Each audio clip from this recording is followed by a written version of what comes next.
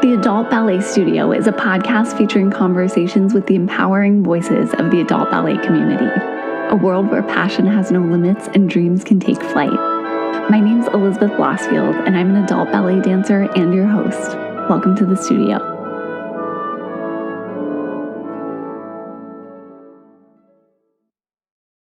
Happy Tuesday, everybody, and welcome back to the Adult Ballet Studio. In the studio today is Chelsea Weidmann, ballet instructor and founder of the Geeky Ballerina, which is a platform that offers resources and curriculums for ballet instructors and students alike. If you don't already know her, I'm so excited to introduce you to Chelsea. She has so much passion for what she does and so many great insights for adult ballet students and their instructors. I hope you love listening to this episode as much as I loved recording it. Chelsea has been teaching ballet for more than 25 years. She taught for Ballet West Academy for 4 years and has an MFA in Interdisciplinary Arts.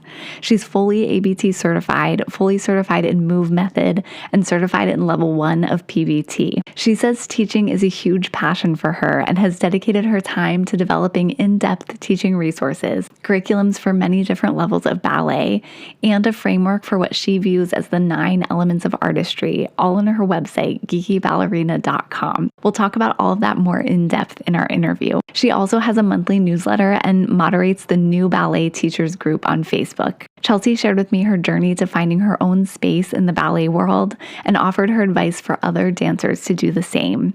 She also shared insights she's gained about developing a classroom for adult ballet dancers versus for kids and teens, and how adults can take care of their mental and emotional well-being while engaging in an art form that's so physically demanding. So I can't wait for you to hear from her. Check out what she had to say.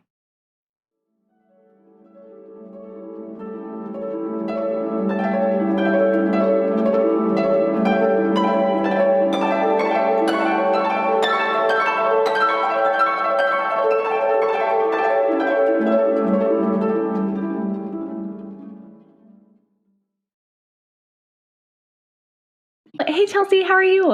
I'm good. How are you? Well, I'm really happy that you reached out. I'm so excited about everything that you're doing. I was wondering, just to start off, for anybody who isn't familiar with you and the Geeky Ballerina platform, could you talk about your background and some of the work that you do? Sure. Okay.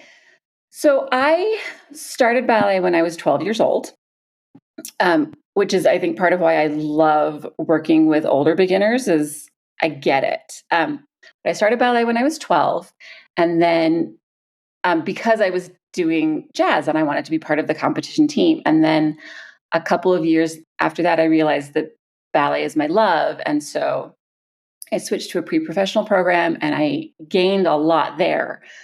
And so then I went back to competition dance for a couple years. And then I went to college. I got my degree in English language and literature. But in my last semester, it was my last semester of my undergraduate, I realized, I had been teaching since I was 18. I really wanted to be a ballet teacher and a good ballet teacher. So I met with a university, had a small ballet program. And I met with the program director and was like, hey, this is what I want to do. I want to do a master's in ballet teaching. And she was amazing. Her name was Sandra Allen. And she was like, okay, well, here's all of the majors only classes that you need to get into. And the ad drop date has passed, and I'm going to sign you into all of these classes. So I got to do kinesiology for dancers, and I got to do the undergraduate ballet pedagogy, and I got to do all of that. And I applied for a master's degree to the master's program at the University of Utah, and I was declined, through the audition process. And I called and I met with the director and I said, I'm really interested in the program. What are some areas of weakness that you saw specifically? Do you have time to have this conversation? And she was very generous with her time. And she gave me a 45-minute conversation, was like, these are the concerns we had with you as an applicant. So I went and I spent that year focusing hard on those things. And there were a lot of local studios that gave me a lot of performance opportunities. I had a lot of support from just different people around me. I grew a ton during that year. I went back, I did the audition process again. And the first time I did it, I got a rejection 2 weeks later. And the second year that I did it, the audition was in February. I didn't hear in February. I didn't hear in March. I didn't hear anything from them in April. And so I reached out and I was like, did you forget to send me a thing? And they were like, no, we haven't said our final acceptances we have one student who might not graduate, so we don't know who can be accepted yet. I got my rejection in May. I got my rejection letter like a week before graduation date. I was like, oh man, if you had just graduated, but that's okay. I was like, okay, that's fine. It was a great year. I learned a ton. So I set up another meeting with the program director and was like, hey, I'm still really interested in this program. And, like, let's keep growing. What do I need to get better at in order to bring something to your program? And she said, you are welcome to apply again, but we have never accepted anybody after 2 rejections, and we don't plan to start now. I said, okay. And I had gotten married young. And so my husband was figuring out what he wanted to do with his career and traveling for grad school. Like, I was kind of, I don't know if I want to move for this. And I don't know if I'm good enough to move for this, like that. Those are 2 pretty hard hits. And in fairness to the other people involved, I did not need to internalize what they said as hard as I did. I did not need to give away my power, but I did, and I think that's something that is part of the pre-professional ballet culture. It's getting better. But back in the day, there was nobody saying you get to maintain, it was like, it's still an imbalanced power structure, but it was really imbalanced. So after those 2 like huge hits, I was like, this is not going to happen for me. I kept teaching, worked a few different jobs, nothing really like that I was passionate about. I had a couple of kids, which I am passionate about. I do actually love being a mom. And then I found out, in my early 30s, the American Ballet Theater National Training Curriculum came onto my radar. So I went and I did that. I did all 3 levels. I'm fully certified. That was a really great growth experience. I was teaching at a studio owned by a woman who believes really strongly in mentorship. And so I was growing a ton through that experience. And then after I finished the ABT certification, the concept of low residency graduate school came onto my radar. So I started applying to I started reaching out to some different low residency MFA programs, and the ballet programs were all they were all very choreography heavy. Choreography doesn't make my heart sing. I don't love to do it. I'm not good at it. I really wanted to dive into teaching. How do we teach ballet? Like, how can we get really good at teaching ballet and teaching artistry? And what does artistry even mean? And to me, this is such a meaty, interesting topic. And all of the low residency ballet MFAs were like, no, choreography. And I was like, I'm not sure I love this. And a lot of money. But then I found Goddard College's MFA in Interdisciplinary Arts. And artistry is very interdisciplinary. It interweaves in all of these really cool ways. And so I applied to the program and I got in, which is fantastic. And it's a 5-semester program. And I got to just go nuts with this concept of what is artistry. And so there's not one answer to that, but I get to dive into, I think I had 8 elements of artistry at the time. And then after I graduated, I realized, no, that's not true. In the process of refining my thesis in my last semester, I realized I had left a really important one out, but I was like, it stays out. I got to graduate. So I got to look into artistry. I got to look at neurodiversity, and I got to look at all of these really cool things. And then also because it's an interdisciplinary program, you set your own benchmarks for success. And one of the benchmarks that I had set was I wanted to publish in an academic journal before I graduated. And I had a faculty member that was completely supportive of that, found a call for papers that I was interested in, and it was reflective pedagogy, which is a thought process that, in my opinion, is most valuable because it teaches students how to rely less on feedback from the teacher, which, as a dancer with professional aspirations, or even in adult class, a lot of adult teachers don't give as many corrections to adults. And so this reflective thought habit helps you continue your growth, even in environments where you're getting less feedback as you did when you were 13, 14, 15. So I was able to publish my first article. And then I graduated. Woohoo, that was really exciting. And then since then, I've continued to do certifications to learn more about different, like anatomy and kinesiology and how the body works and how can we look into alignment and like how can we teach ballet better. I love this idea of teaching ballet better. I've taught at recreational and competitive and pre-professional schools and had a great time in all of them because I love ballet. It's my happy place. There's so much rejection in the industry. And I think, it's okay if you feel like you can't push through that as a dancer and want to take a different path, of course. But I think, the fact that you kept pushing through and you eventually, you found your lane as a teacher and someone who develops curriculums to help mentor other teachers. I think there's so much to be, inspired by your story. So I really appreciate you going through that with us. And I have a lot of questions about your blog, but I think since we started in this place talking about artistry, maybe let's just kind of dive into that a little bit because I know that you have a big focus on that. And I was wondering, just to start off, could you talk about the importance of finding your artistic voice in ballet and how that sort of impacts your dancing? Oh, this is so fun. Okay, I have nothing planned until 3:00 this afternoon, so we might go a long time. So much of ballet is set. The technique is very, very set. The position, the aesthetic is very set. The choreography is very set. And again, it's easy to feel disempowered, but artistry is like this accumulation of tiny little decisions that you make that elevate things. Like, okay, I was watching Schitt's Creek last night. I love that. Right. And it's the part where Moira was auditioning for like The Crows Have Eyes or whatever. And David was like criticizing, he's like, the script is nonsense. And she's like, the script is merely a jumping off point. And it's almost like the assigned combination or the choreography, it kind of is a jumping off point. And then you have all of these little options. Where do I want to put my eyes?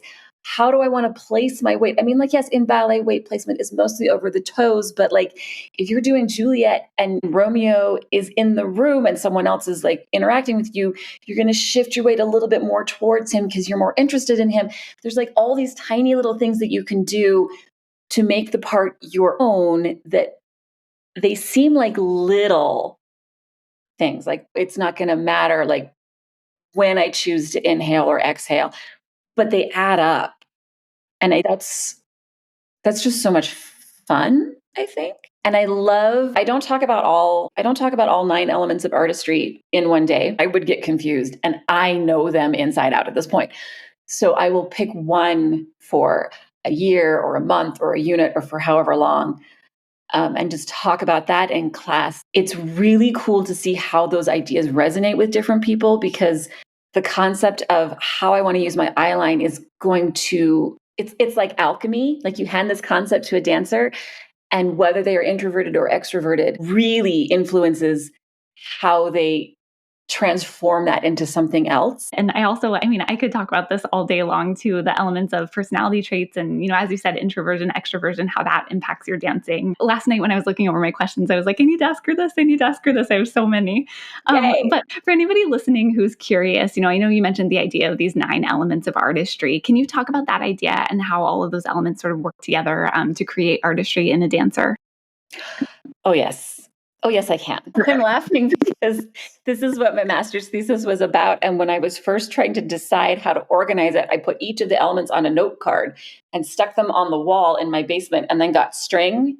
And it looked like I was like the crazy police officer, like the detective that got kicked off the force for losing their mind. Like I had like a serial killer connection of elements of artistry, which was amazing. I love that. It reminds me of that meme from It's Always Sunny in Philadelphia. That is, yes. And my poor children are like, again, like not teenagers yet. They're very impressionable. And they're like, Mom is losing it. I'm like, yes, but it's something cool. Love it. So I do list out the 9 elements that I look at. And again, there are other elements of artistry. I'm not like the end all be all. This is just a starting point. I list them on my website. And then when people ask, well, where should I start? Start where you're interested because they all end up weaving back into each other anyway. But the one that I usually start with is partly because especially perfectionist-oriented students, which we congregate in ballet, there's a real tendency to like want to be perfect so much that you forget to breathe all the way. Breath, it improves their technique, it improves their performance, and it also is a way to connect with maybe some of the emotions they want to be showing. Breath is a really great starting place. Inhalation and exhalation from a physical point of view, there's a couple of almost rules. There are no rules in artistry, and there are definitely no rules in breath, except that you should do it. You should breathe rhythmically and regularly, and everything else is kind of up to you. But in general, it feels very natural to people to inhale as their body shape gets bigger and exhale as their body shape gets smaller. So, for example, with pliés, if you are able to time the tempo of your plie to a dancer's natural breath cycle, it often feels most comfortable to inhale on the plie because the shape of the legs are taking up more space horizontally, and then exhale on the straightening because we're getting like taking up less space. That usually feels really comfortable for people. The other thing to physically notice is that exhalations tend to engage the core better. And so if you have someone who is trying to put more power into their grand battement, they might benefit from exhaling on the grand battement, even though the shape is getting bigger. So I include a lot of time to experiment and just see what people like. Like with pirouettes, some people pirouette best if they inhale through the turn, and some people pirouette best if they exhale through the turn. And so I will usually set a short, fairly simple combination, and we will do it 3 or 4 times. We'll do it the first time, and I will say, okay, did you notice what you were doing with your breath? And then the second time, we're all going to exhale. And the third time, we're all going to inhale. And then the fourth time, do what feels best to you. And you always have to finish on what feels best to them so that they remember it.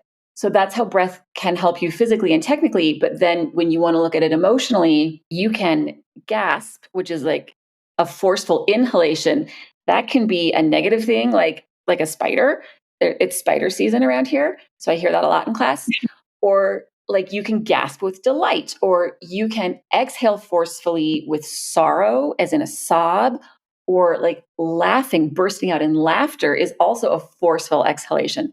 Older students, like 6-year-olds, are not ready for this. But once we get into like 12 and above, you can really start playing with what is the emotion that you think what is the emotion you want to give in this moment, and what is the technical benefit of breathing, and how can we intertwine those? So that's breath. And I cannot continue to go through all 9 of them with examples like that, or we will really be here all day. But there's breath, there's somatic awareness, there's line, which is beyond tricky, but I'm working on clarifying that in my life. So breath, somatic awareness, line, acting is a really big one, musicality, dynamics, using 3-dimensional space is a really big one. I'm counting on my fingers and I'm only at 7. And I am the one that came up with these. So it's embarrassing that I can't just pull them out of my head. But hang on, I got to look up the other 2. Eye line, which I already talked about earlier in our conversation, and body carriage. Those are the other 2. So those are the 9 that I tend to play with in class. And like I said, I don't think I've ever covered all 9 of them in 1 year. I would rather that dancers have meaningful interactions experimenting with the ideas so that they can start to internalize them, then get through the list. I don't really care about the list. I mean, I do. I care deeply about the list. I love it, but I don't care about getting through it in a year. No, that makes sense. It's a great list. I felt so seen when I was reading through it on your website, because I'm one of those dancers that will get so concentrated that I realize I'm holding my breath, especially when I'm holding a balance or something like that. And that's such an important thing and such a hard thing to get right. So yeah. I think that was one of my questions for you about all those elements, was just breath work. So I'm glad that you went through that. And I know, as you mentioned, there are so many different elements of artistry. You mentioned thinking of yourself as a 3-dimensional object in space, so that you're moving all of the space around you rather than just, the front where you perceive the audience is, focusing on your line as your place position, as well as anticipating your next step. There's so much to dive into. But as you mentioned, all these things are so intricate and they all work together to, really create your artistic voice. But how can dancers practice? Because, as you mentioned, it's hard to even get through them all in a year just in your curriculum. So how can dancers sort of practice getting better without letting their brains become overloaded by all the things that they have to think about in class? Yes. Okay. I recently, and I should have written down where I read this, but I recently came across the term selective dismissal. And that is acknowledging you cannot keep all of this in your brain at one time. So you have to give yourself permission to be like, I can't do this right now. So I suggest that people pick the element of artistry that is most interesting or most exciting or feels easiest. Because in ballet, we're like, do the hard work. Okay, fine. But also, if you are trying to build confidence in your unique artistic voice, which is going to make you stand out and going to get you attention, and not everybody's comfortable with that, it's okay to choose something that comes naturally to you and get better at that, and then go back and pick something that comes harder. You don't always have to pick the hardest one, but just pick one and just hold that as like your own personal, like, yes, I am open to the feedback that I get in class today, but also I am going to, for example, breath. Day one, I am going to notice, am I breathing while I'm trying to balance? And just to validate why you might not be doing that, breath is movement. And we so often think of balancing as a lack of movement, when actually what it is a constant micro movement that rebalances itself. But holding breath in balance is particularly common because it looks like nothing's moving. And so we're like, nothing's moving. And then you're like, accept your diaphragm, move your diaphragm. So you start with, I'm just going to notice it. And then today I'm going to play around with inhaling on my tendus, but not every tendu because you'll hyperventilate. Or I'm going to work on inhaling every time my arm comes up from fifth low. Or I'm going to try exhaling on all of my pirouettes today. You just find a thing and experiment it with it. And then when you're like, have run out of ways to explore this for now, you just kind of leave it on a shelf, knowing that your brain is going to keep processing it, and you pick another one. And then maybe in 3 months, you're like, I want to look at breath again. Go back to it because you're going to understand it in a new way.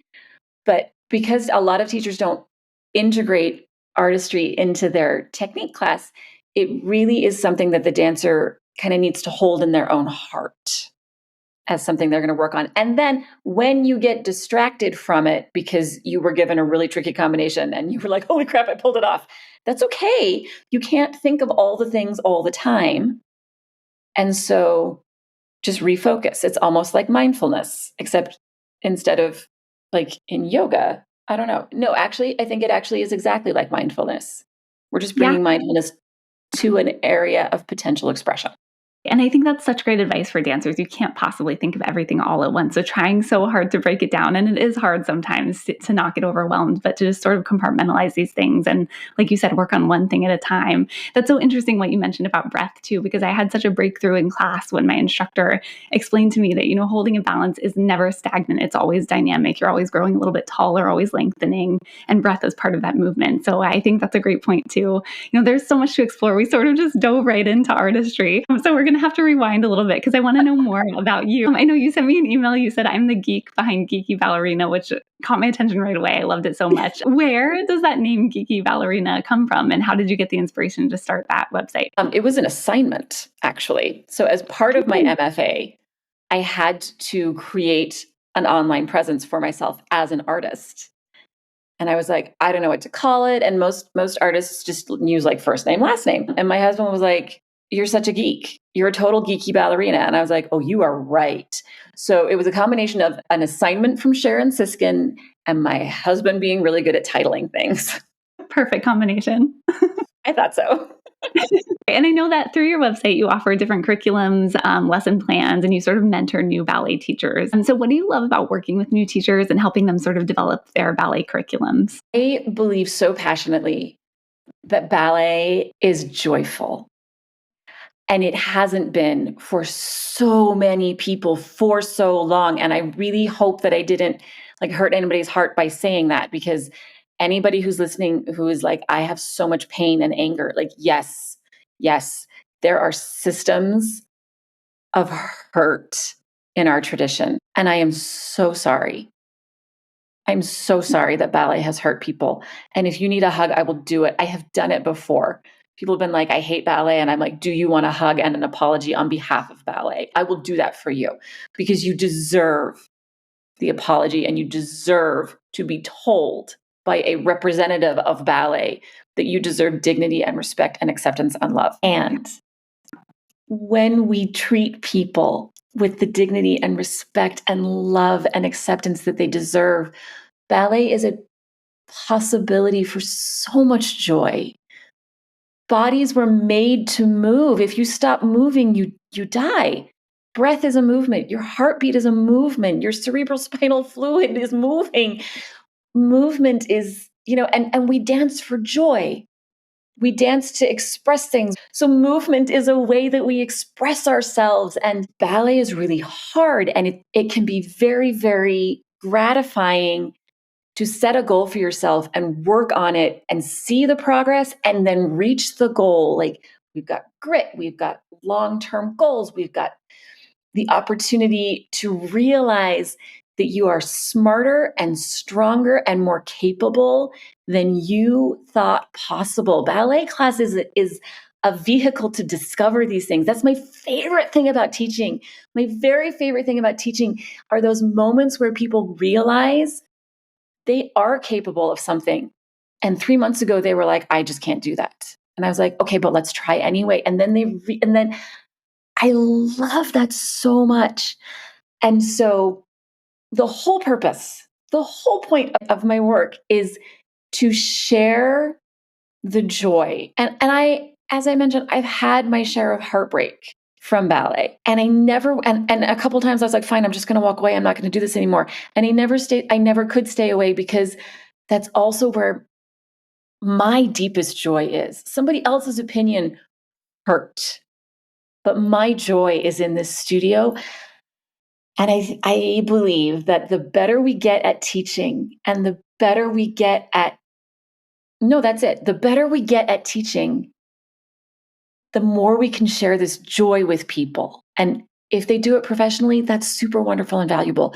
And if they do it recreationally for their whole life, that's super wonderful and valuable. And if they do it for 9 months because they just wanted to give it a whirl, that is super wonderful and valuable. When we are the best teachers that we can be, we can help people experience the best joy in the space.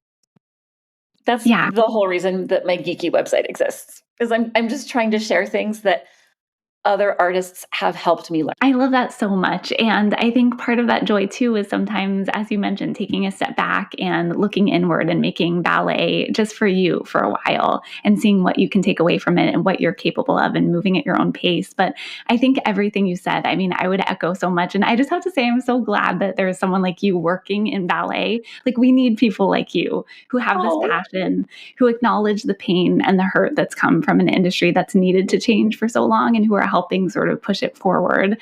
And I know that you mentioned on your website that you like the depth potential of the art form, and you've been teaching for a long time. I think you said 25 years, if I'm right. Mm-hmm. And what are some of the potential directions that you've seen the art form taking as you've watched it evolve, and what work still needs to be done to sort of get it to a better place? Which is a heavy question to ask. It is. No, it is. It's a big question, which is like totally my kind of thing. This is great. I'm very excited to see ballet becoming more accessible to different audiences. I'm not involved. I'm not associated with Ballet West at all in any way anymore. I did used to teach at their academy, which was fantastic, but I still have season tickets because I live in Salt Lake City and it's this amazing company. And I have noticed, they've started doing October shows, Halloween shows. They've done Dracula a couple times. They're doing Jekyll and Hyde this October, which I'm super excited to see. The people that my husband and I have had season tickets off and on for 20 years. And when we first started, the audience in the ballet, everybody dressed up and we all kind of had the same shared expectations. And I'm seeing that blossom open in such a cool way. Like, some people dress up, some people come in jeans, some people have been to the ballet a million times. Other people are like, why are we clapping now? But this is something I think Ballet West is doing a really good job with the way that Adam Skloot and the rest of the company chooses to program the season.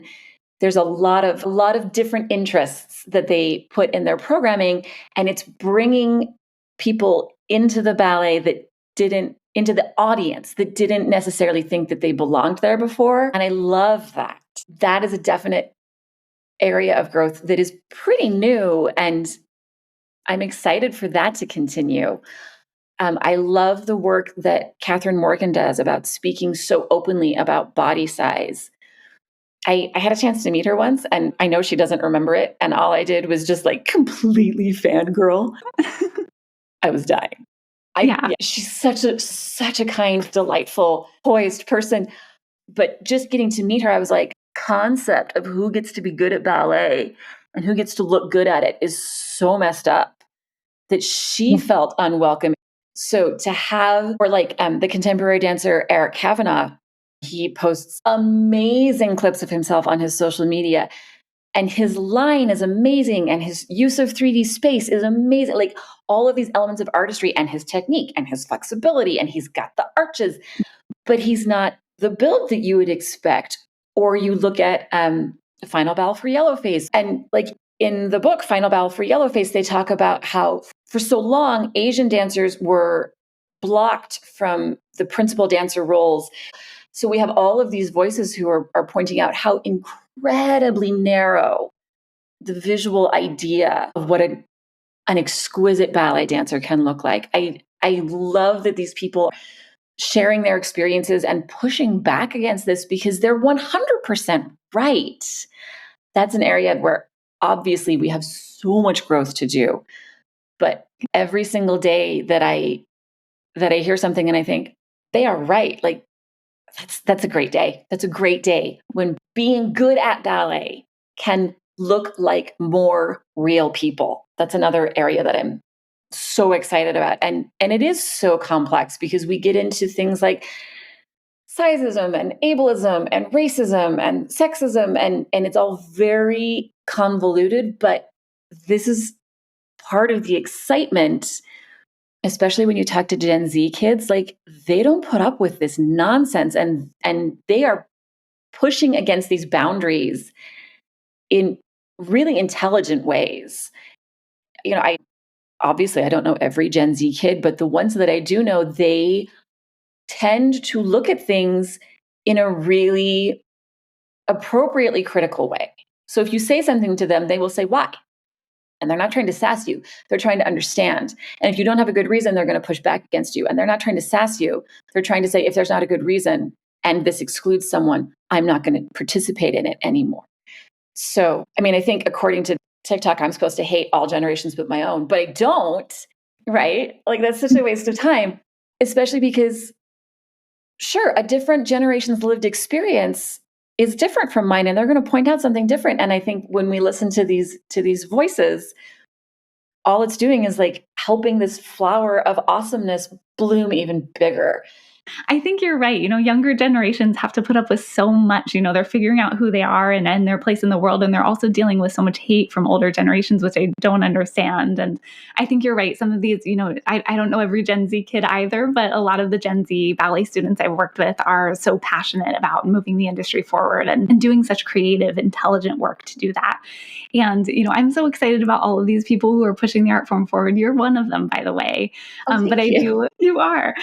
I have to give a shout out to Phil Chan. He came on this podcast. He was lovely. So wonderful to talk to. I have his books over on my bookshelf. And Catherine Morgan and Eric Kavanagh, all of these people that you mentioned are just doing such great work. And I know that you have a blog on the Geeky Ballerina website. And I love what it says on the blog. It says, the answer is out there somewhere. I just haven't found it yet.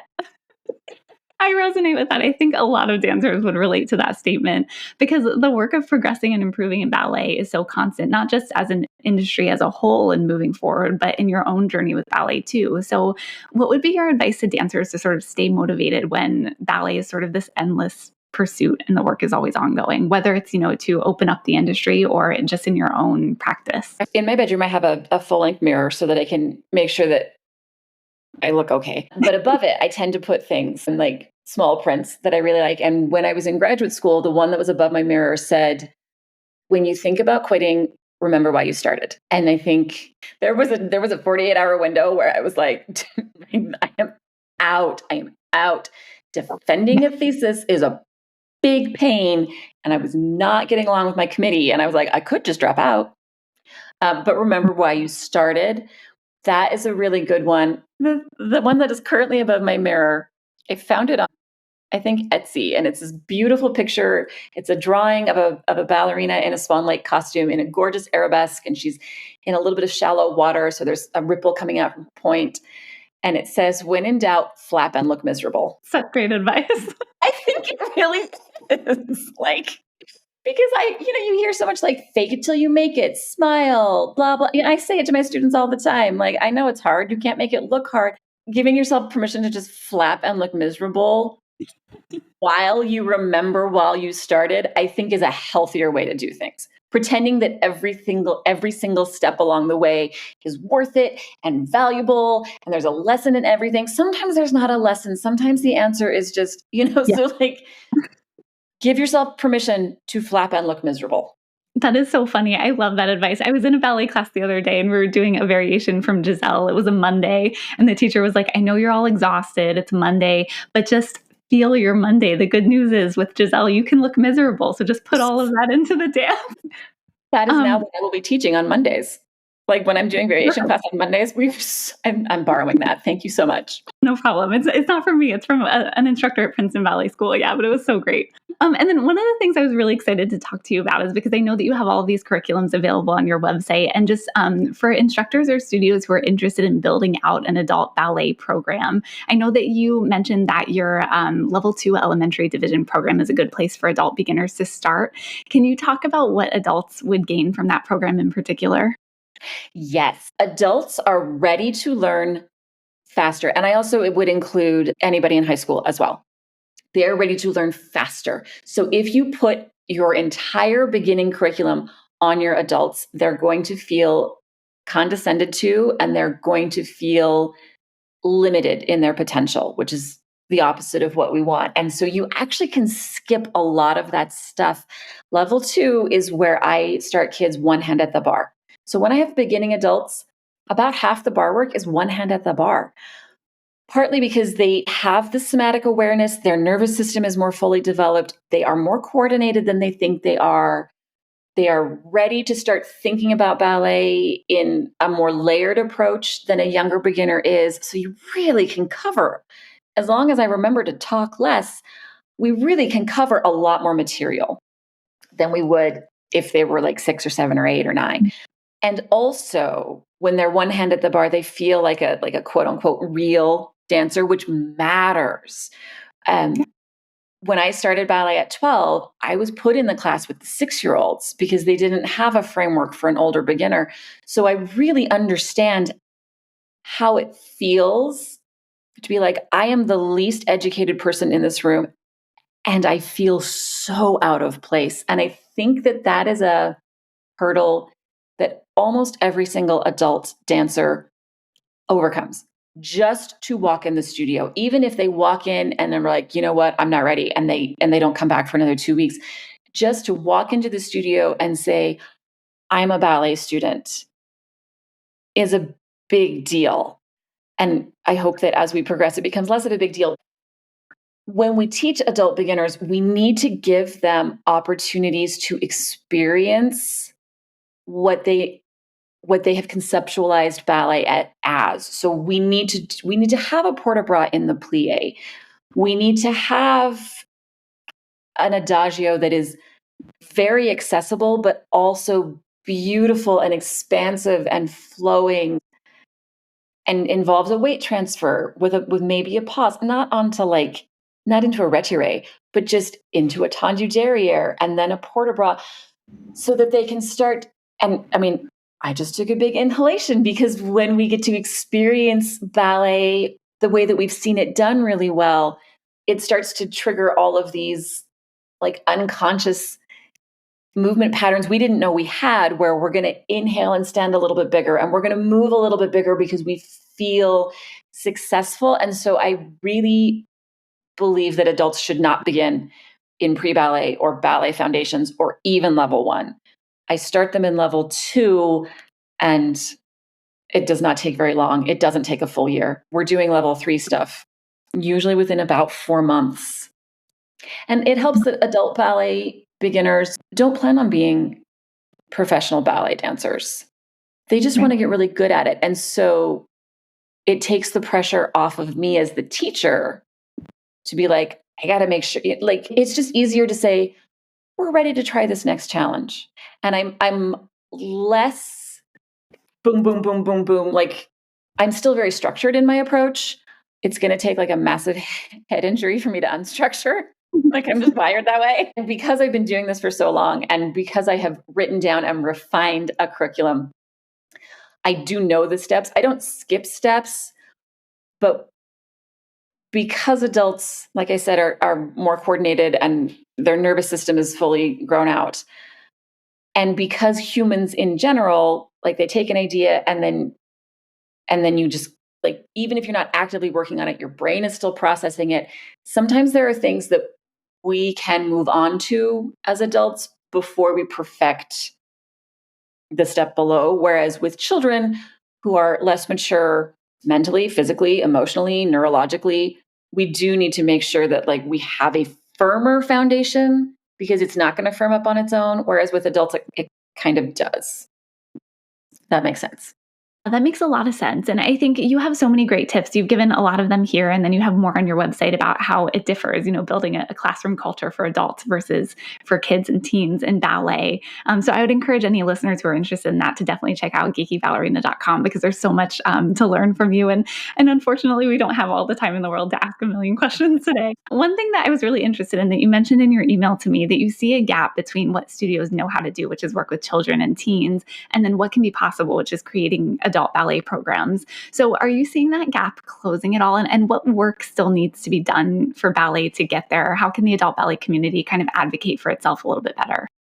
Oh, I'm so glad you put it that way because when I look at it, okay, full disclosure, I have never owned a dance studio. I have no plans to own a dance studio, but I work for people who do. When I look at it from the dance studio owner perspective, they have so much going on. They are coordinating so many things. They are dealing with so many parent concerns. The idea of let's start an adult program very often gets just like a pullback, like I cannot take on one more thing because they know we have models for how to run successful children programs, and there aren't as many models for how to run a successful adult program. Although I would say, like, I've listened to several of your podcast interviews. You talk to a lot of people who have a lot of different models for making this an option. And so, really, we're only limited by our unwillingness to try.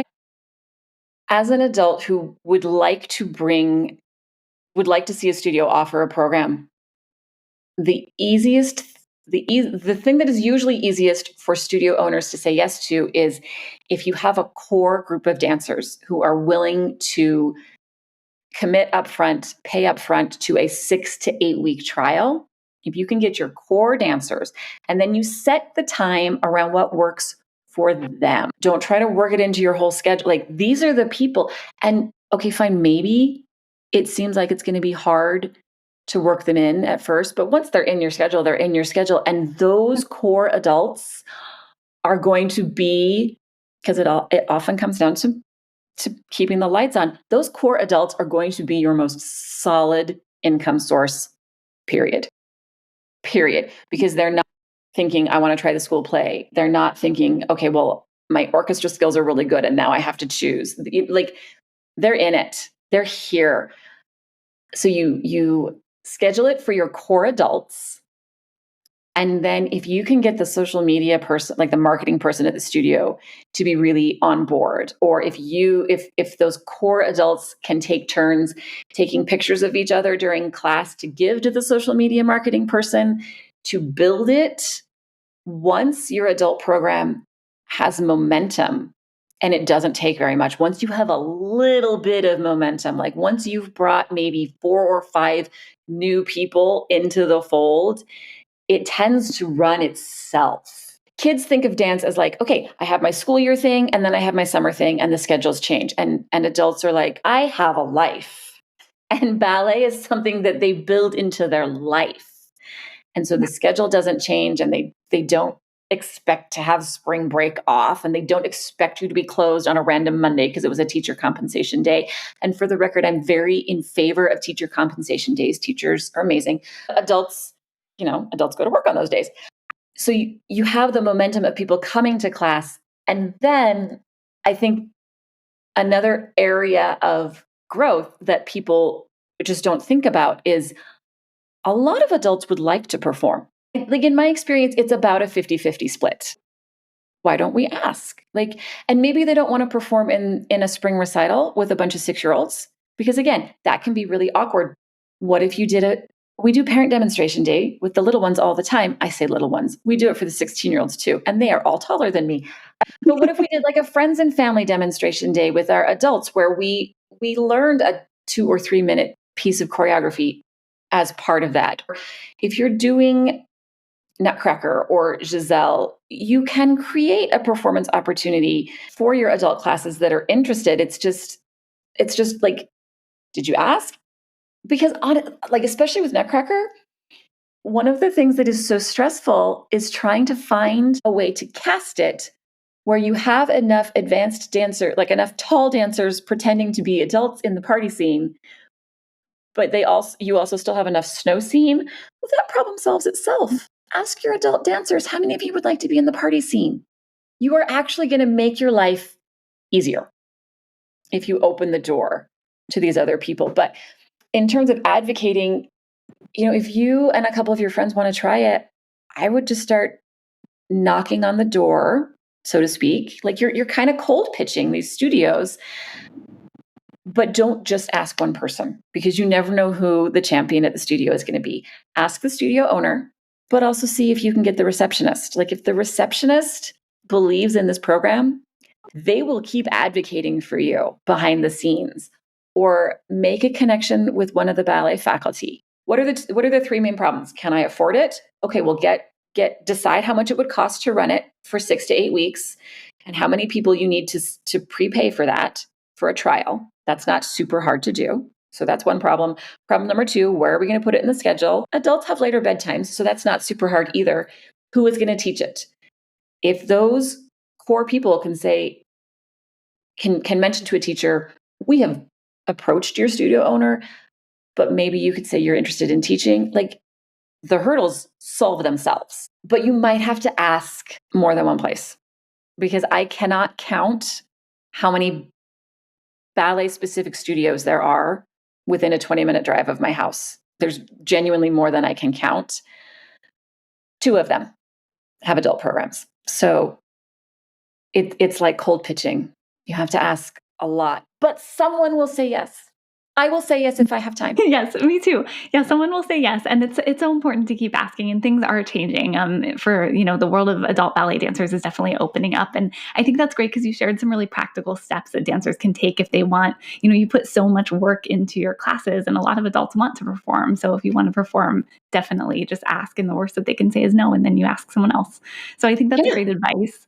And I know that we're coming to the end of our time. We do have a last section on the podcast called Petit Allegro, which is some quick, fun questions, if you're okay with that. Oh, I've been looking forward to this because I don't have the world's strongest filter. So I'm kind of excited to see what comes out.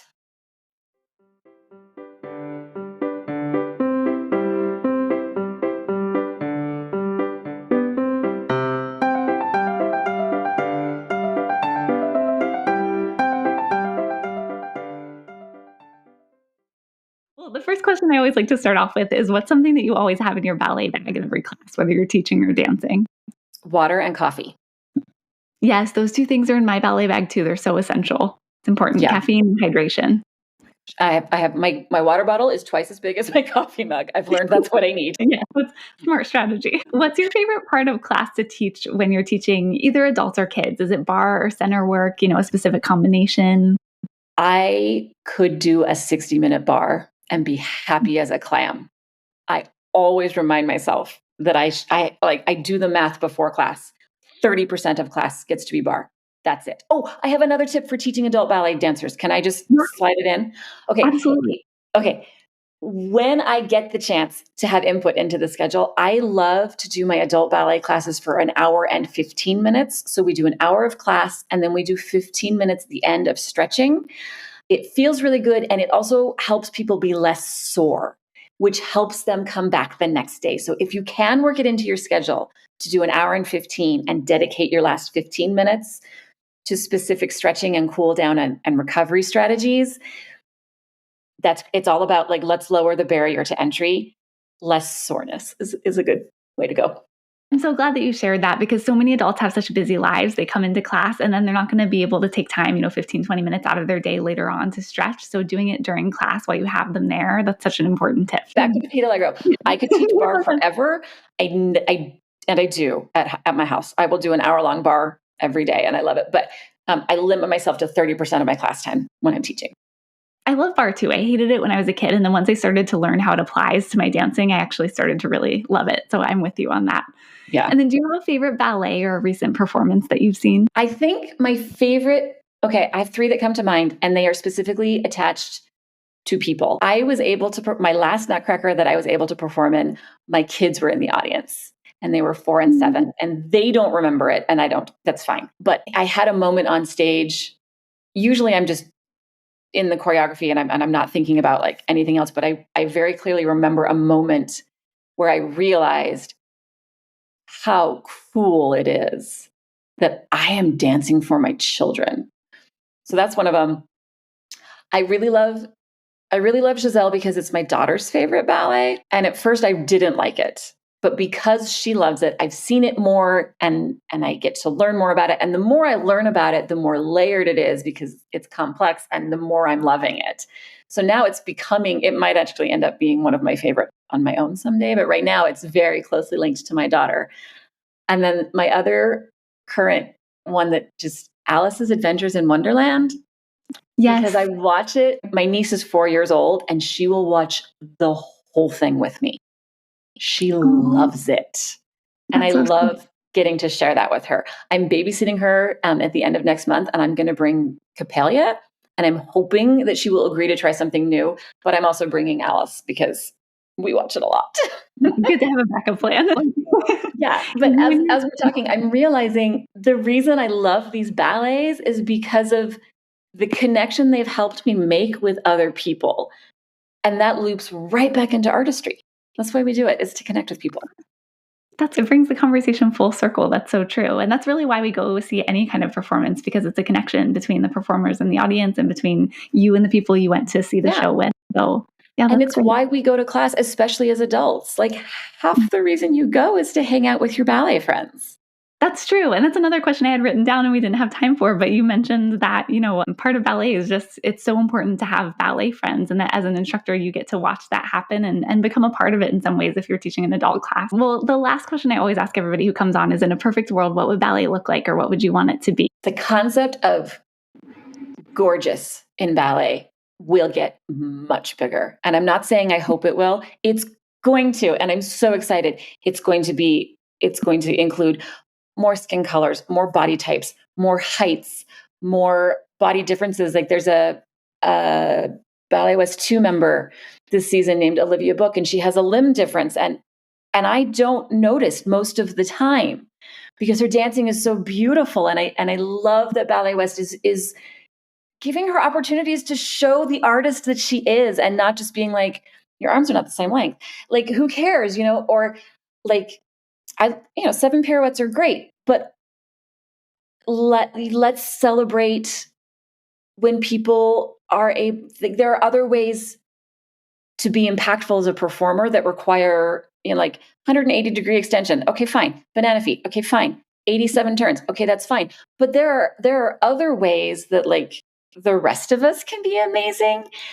And I am excited for that to be remembered. I think when you look back at what made Marie Taglioni famous, okay, yeah, fine, the point work helped, but it was the way she used her upper body and the way she portrayed a sense of, in the books, they always talk about her as a very chaste dancer, which is interesting to me, but she was able to portray a persona through her movement. Like, let's reopen, like in the Romantic era, we were interested in one thing, and then the Classical era brought us to another thing, and then the Ballet Russe brought us to another thing, and then Neoclassical, and it kind of has just kind of narrowed as we've snaked through time.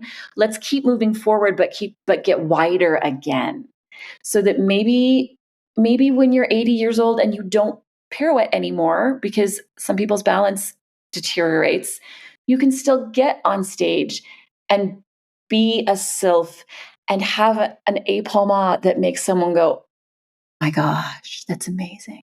That's what I'm excited about. Oh my gosh, me too. I love that so much. And Marie Taglioni, by the way, she wasn't a perfect dancer. And part of it was the costumes and the shoes at the time weren't Yes. helping her very much. But part of it is just, you don't have to be perfect. If you have artistry, if you have passion for what you're doing, it comes through. So I'm Yes. excited to see the ballet world continue to open up in that way too. And thank you for your passion and everything that you're doing. You know, I could talk to you for another 3 hours probably. So you'll definitely have to come back. We'll have to keep in touch. But in the meantime, where can people find you and connect with you if they want to learn more about you and the work you're doing? The easiest place is on my blog, geekyballerina.com. I have links there to my YouTube channel. I moderate a Facebook group. I'm on TikTok a little bit. If you're ever interested in what random thought is in my head. But yeah, the website is where I put the most energy and love into.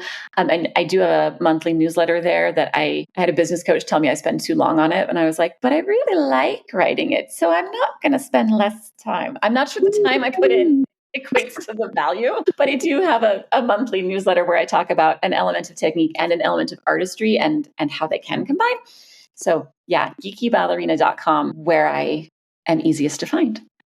Well, we'll definitely link to that in the show notes. It's a great resource. You have so many tips. You have your blog, your newsletter, everything. So everyone should go check it out.